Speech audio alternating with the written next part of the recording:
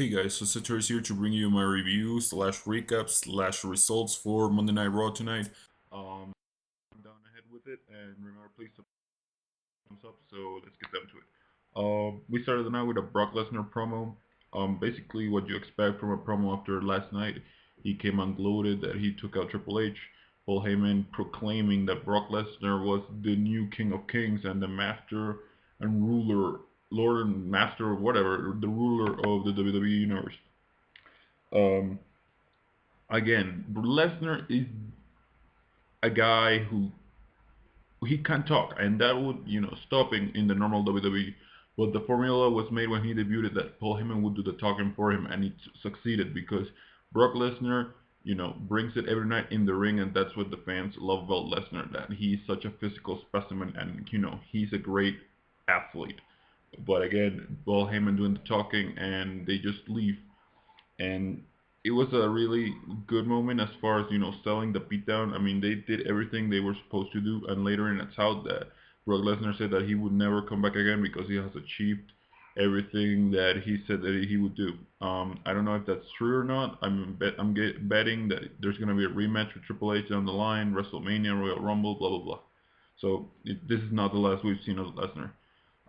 Then we had Sin Cara, Kofi, and R-Truth beat Cody Rhodes and the PTP Primetime Players after Sin Cara pinned Cody Rhodes after he tried to take off the mask. Typical match that we've seen out of those six. Then we had Ryback beat two jobbers via disqualification after Jinder Mahal get himself in the action and actually tried to sneak attack Ryback, but Ryback just pushed him off. I am really hoping they drop this feud. They have like their blow off match on SmackDown and just get it over with.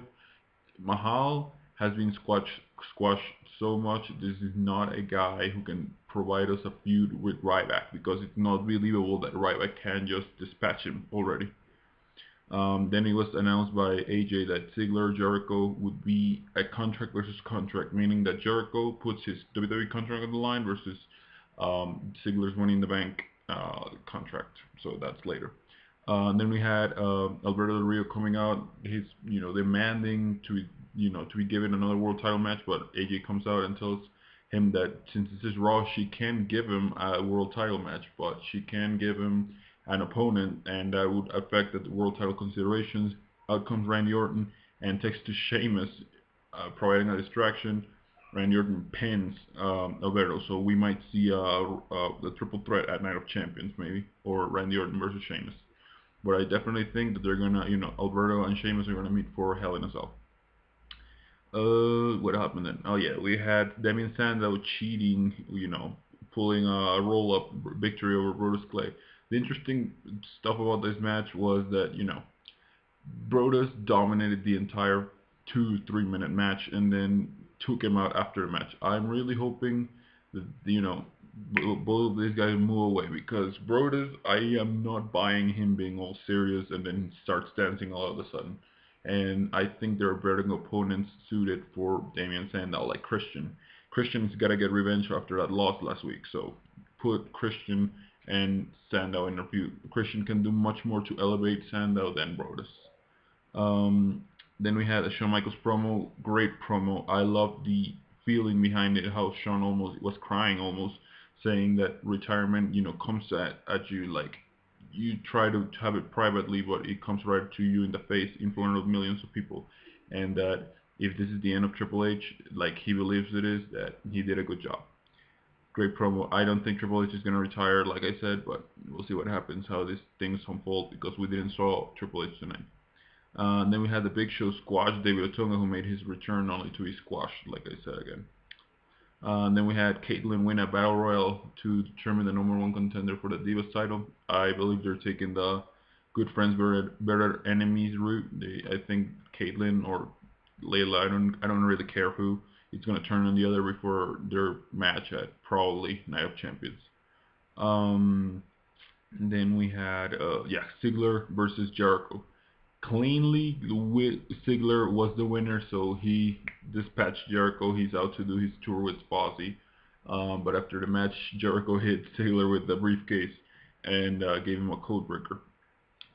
nothing we haven't seen before from Jericho. And he had his big win last night, so he can ride off into the sunset for God knows how long. And Ziggler stays Money in the Bank and has the established win over established talent. And then at the end of the main event, CM Punk came out, addressed the WWE Universe, addressed Jerry Lawler, telling him that he did not walk out on the WWE Universe. He deserves an apology. John Cena comes out. They talk about how John Cena will not, call CM Punk the best in the world because he believes that he is. CM Punk just says that whatever. Really, that's his attitude. Whatever. I don't care what you say. He brings up Jerry Lawler to the ring, demands him to say that he's sorry and that to call him the best in the world. Lawler apologizes, but he won't call him best in the world. He turns around and wow, what a kick to the back of the head. If CM Punk wasn't heel already, he would be now because he kicked Jerry Lawler in the back. So heel apparently. They are trying to make CM Punk heel with all their mighty strength. And I guess it's gonna work at least for next week because Jerry Lawler is a beloved legend, and CM Punk just sneak attacked him from behind. So, as a whole, this episode of Raw felt like a lot of filler, touts, repeats. I am sick and tired. They're given an extra hour to work, and they are doing nothing with that hour. They are not giving us larger matches or anything.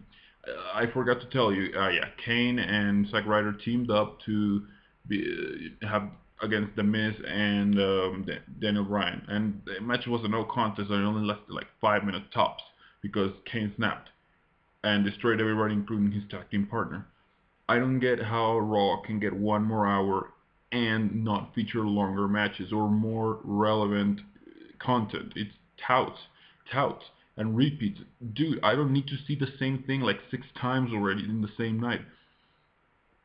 I'm just getting stressed and sick and tired because 2 hours is plenty. And then we had plenty of repeats. It's like 3 hours and it's double the repeats. I really hope that WWE cuts down on the repeats and do what they did on the Raw 1001, longer matches. This has been Jose Torres. Remember to subscribe. Please comment what do you think about this whole situation, and please tell me in the comments. Rate, thumbs up, and subscribe. Thank you guys for watching. This is Jose Torres, like I've said 2 million times. Bye.